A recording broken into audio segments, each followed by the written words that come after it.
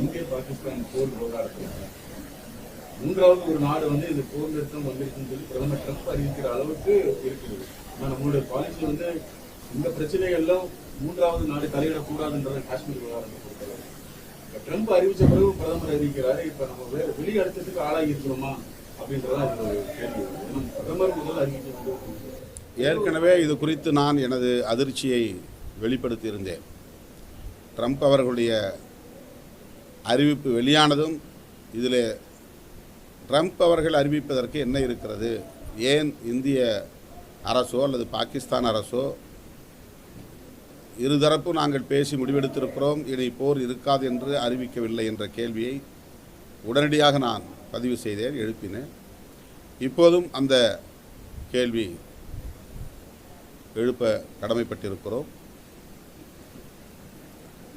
America போன்ற நாடுகள் தலையீடு செய்யக்கூடாது என்று நாம் சொல்லவில்லை.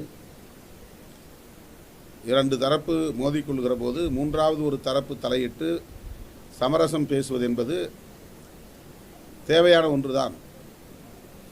ஆனால் எல்லாவற்றையும் தீர்மானிக்கிற சக்தி அமெரிக்கா என்பதை போன்ற ஒரு தோற்றம் உருவாகிறது. நம்முடைய பிரதமரோ அல்லது பாதுகாப்புத்துறை அமைச்சரோ அல்லது பாதுகாப்புத்துறையை சார்ந்த உயர் அதிகாரிகளோ அறிவிக்காமல் அமெரிக்க அதிபர் டொனால்டு ட்ரம்ப் அவர்கள் அறிவித்திருக்கிறார் என்பது இந்திய ஒன்றிய அரசு அமெரிக்க ஏகாதிபத்தியத்தை சார்ந்து இருக்கிறது அல்லது கட்டுண்டு கிடக்கிறது என்பதை உணர்த்துவதாக இருக்கிறது. அப்படி ஒரு தோற்றம் உருவாகிறது. இதற்கு பிரதமர் தான் விளக்கம் சொல்ல வேண்டும். ஏற்கனவே மும்பையிலே நடந்த தாக்குதலின் போது பிரதமர் மோடி அவர்கள் குஜராத் மாநிலத்தின் முதலமைச்சராக இருந்தார். அப்போது காங்கிரஸ் தலைமையிலான அரசை அவர் கடுமையாக விமர்சித்திருந்தார். இங்கே பாகிஸ்தான் உள்ளே புகுந்து தாக்குதல் நடத்துகிறது, இந்த காங்கிரஸ் கட்சி தலைமையிலான இந்திய ஒன்றிய அரசு அமெரிக்காவிடம் போய் முறையிடுகிறது, அழுகிறது என்றெல்லாம் கேலி செய்திருந்தார்.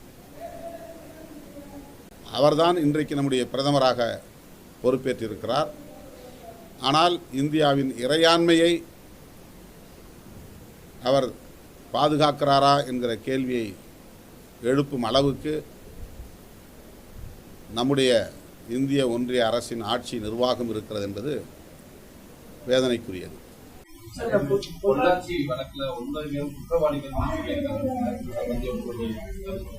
குற்றவாளிகள் என்ற தகவல்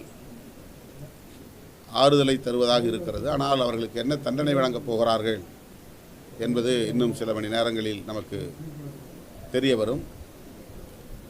இந்தியாவிலேயே இப்படி ஒரு கூட்டு பாலியல் வன்புணர்வு குற்றம் வேறெங்கும் நடந்திருக்காது என்கிற அளவுக்கு மிக மோசமான பாலியல் வல்லுறவு சம்பவம் பொள்ளாச்சியிலே நடந்தேறி இருக்கிறது. இந்த குற்றச்செயல்களில் ஈடுபட்டவர்கள் அதிகபட்சம் என்ன தண்டனையோ அந்த சட்டத்தின்படி அந்த அளவுக்கான தண்டனைக்கு ஆட்பட்டால் மட்டும்தான் கூட்டு பாலியல் வன்முறைகளில் ஈடுபடக்கூடியவர்களுக்கு ஒரு அச்சம் ஏற்படும். ஆகவே அதிகப்படியான சட்டத்தின்படி வழங்கப்படுகிற அதிகப்படியான தண்டனை வழங்கப்படும் என்று நான் எதிர்பார்க்கிறேன்.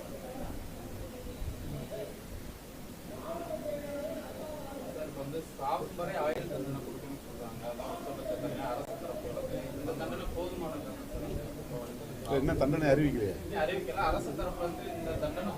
ஒவ்வொரு குற்றச்செயலுக்கும் அந்த செக்ஷன் பிரகாரம் தான் மேக்சிமம் என்ன பனிஷ்மெண்ட்டோ அந்த பனிஷ்மெண்ட் தருவாங்க. இதில் பெரும்பாலும் ரிகரஸ் இம்ப்ரிசன்மெண்ட்னு சொல்லுவாங்க, கடும் காவல் தண்டனைன்னு.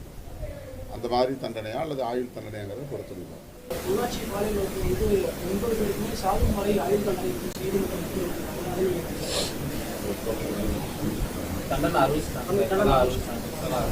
பொள்ளாச்சி பாலியல் வல்லுறவு வழக்கில் அளிக்கப்பட்டிருக்கிற தீர்ப்பு கொடும் காயத்திற்கு இடப்பட்ட மாமருந்தாக இருக்கிறது. இதுபோன்ற பாலியல் கூட்டு வன்புணர்வு என்பது இனி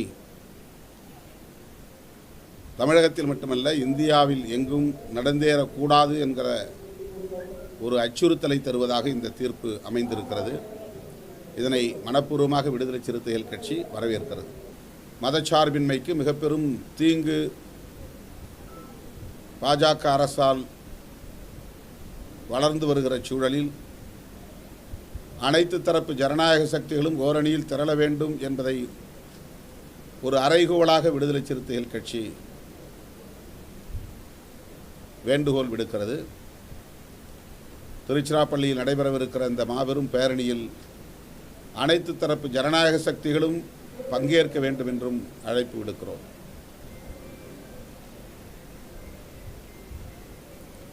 சாதிவாரி அடிப்படையில் மக்கள் தொகை கணக்கெடுப்பு நடத்த பாஜகவின் அமைச்சரவையில் முடிவெடுக்கப்பட்டது.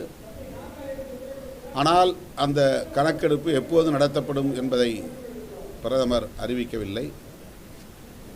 மக்கள் தொகை கணக்கெடுப்பின் போதுதான் சாதிவாரி அடிப்படையிலும் கணக்கெடுப்பை நடத்த முடியும் என்பதை நாம் அறிவோம். 2021ஆம் ஆண்டு நடைபெற்றிருக்க வேண்டிய மக்கள் தொகை கணக்கெடுப்பு கொரோனாவால் தள்ளி போனது. உடனடியாக அந்த மக்கள் தொகை கணக்கெடுப்பை எடுக்கப் போகிறார்களா அல்லது 10 ஆண்டுகளுக்கு ஒரு முறை என்கிற வரையறையின்படி 21 முடியாதது என்கிற நிலையில் 31 எடுக்கப் போகிறார்களா என்ற கேள்வி எழுகிறது. 2031 மக்கள் தொகை கணக்கெடுப்பு நடத்துகிற போது பாஜக ஆட்சியில் இருக்குமா என்கிற கேள்வி எழுகிறது. 2029ஓடு அவர்களின் ஆட்சி காலம், இந்த 5 ஆண்டு காலம் நிறைவடைய இருக்கிறது. ஆகவே மக்கள் தொகை ஜாதிவாரி அடிப்படையிலே மேற்கொள்ளப்படும் என்று சொல்லியிருப்பது பீகார் தேர்தலுக்கான ஒரு கண் துடைப்பு என்றுதான் கருத வேண்டியிருக்கிறது. எப்படியாக இருந்தாலும் மக்கள் தொகை கணக்கெடுப்பு நடத்தப்படுகிற போது ஜாதிவாரி அடிப்படையிலும் கணக்கெடுப்பு நடத்தப்படும் என்கிற கருத்துக்கு பாஜகவினர் உடன்பட்டு இருக்கிறார்கள், அந்த நிலைப்பாட்டுக்கு வந்திருக்கிறார்கள் என்பது ஆறுதல் அளிக்கிறது. அதை வரவேற்கிறோம். 2031ஆம் ஆண்டு வரையில் தள்ளி போடாமல் இவர்கள் ஆட்சியில் இருக்கிற இந்த காலகட்டத்திலேயே உடனடியாக மக்கள் தொகை கணக்கெடுப்பை நடத்த ஆணையிட வேண்டும். அப்போது ஜாதிவாரி அடிப்படையிலான மக்கள் தொகையை கணக்கிட வேண்டும் என்றும் விடுதலை சிறுத்தைகள் கட்சி வலியுறுத்துகிறது.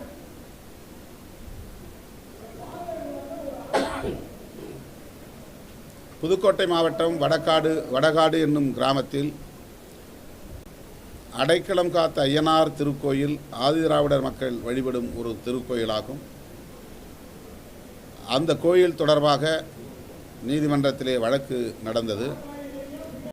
ஆதிதிராவிடர் சமூகத்திற்கு ஆதரவாக தீர்ப்பு வழங்கப்பட்டும் கூட காவல்துறையினர் அந்த கோவிலில் வழிபாடு செய்வதற்கும் அங்கே உள்ள இடத்தை பயன்படுத்திக் கொள்வதற்கும் விடாமல் மொத்தத்திலே தடை விதித்து வைத்திருக்கிறார்கள். இதனால் ஏற்பட்ட 2 சமூகங்களுக்கு இடையிலான இடைவெளிதான் ஒரு பகையாக உருவெடுத்திருக்கிறது. அண்மையிலே நடந்த முத்துமாரியம்மன் திருக்கோவில் தேரோட்ட திருவிழாவில் அந்த விழாவிலே பங்கேற்க சென்ற தலித்துகளை தாக்கியிருக்கிறார்கள், ஊருக்குள் புகுந்து தாக்குதல் நடத்தியிருக்கிறார்கள். அதிலே பாதிக்கப்பட்ட தலித்துகள் மீதும் வழக்கு தொடுத்திருப்பது அதிர்ச்சி அளிக்கிறது.